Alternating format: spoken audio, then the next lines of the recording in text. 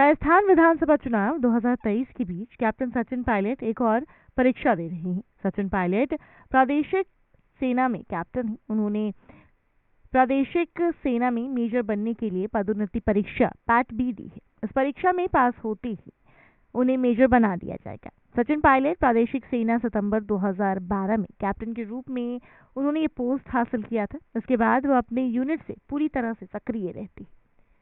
सचिन पायलट नई दिल्ली स्थित प्रादेशिक सेना के मुख्यालय भी जाते रहते हैं। वह समय समय पर सेना के प्रशिक्षण में भी हिस्सा लेते रहते हैं। प्रादेशिक सेना भारतीय सेना की सहायता के लिए बनाई गई है। यह सेना पैदल सेना का हिस्सा है। ऐसे में सचिन पायलट ऐसी स्थिति होने पर सैन्य अधिकारी के रूप में तुरंत रूपांतरित होकर अपनी भूमिका निभाते हुए दिखाई देंगे। प्रादेशिक सेना 1962 और 1965 की जंग में जवानों और अधिकारियों को बड़ी मजबूती से उन्होंने साथ दिया था।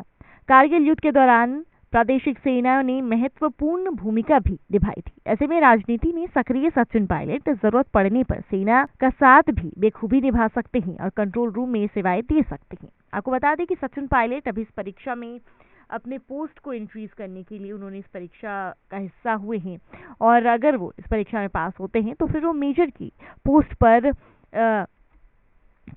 फिर उन्हें मेजर का पोस्ट मिल जाएगा। ऐसे में आपको बता दें कि राजस्थान में चुनाव भी होने जिसको लेकर के भी सचिन पायलट काफी सक्रिय हैं, लेकिन इस चुनाव में सक्रियता होने के बावजूद भी उन्होंने इस परीक्षा को तवज्जो दी और इस परीक्षा में भागीरथी बनने के लिए भाग लेने के लिए उन्होंने एक बहुत जरूरी मीटिंग तक छोड़ दी थी, जिसमें कई कांग्रेस के दिग्गज नेता भी शामिल थे।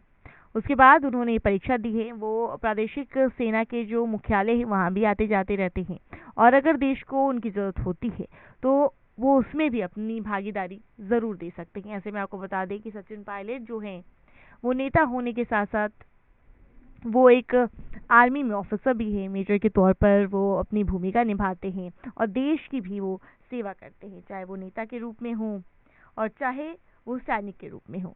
और साथ ही साथ अगर बात की जाए ईआरसीपी परियोजना की, जिसकी आज से आगाज हो चुकी है।